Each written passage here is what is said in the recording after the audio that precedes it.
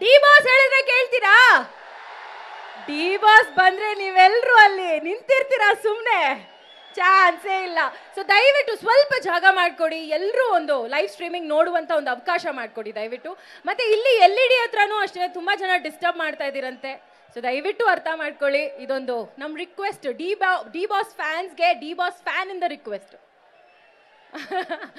ಹಾಗೆ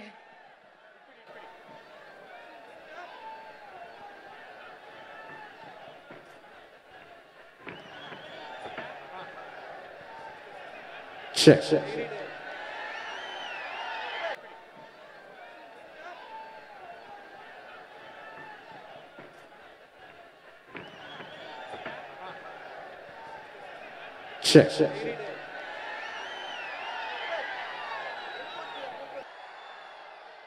D boss ಹೇಳಿದ್ರೆ ಕೇಳ್ತೀರಾ?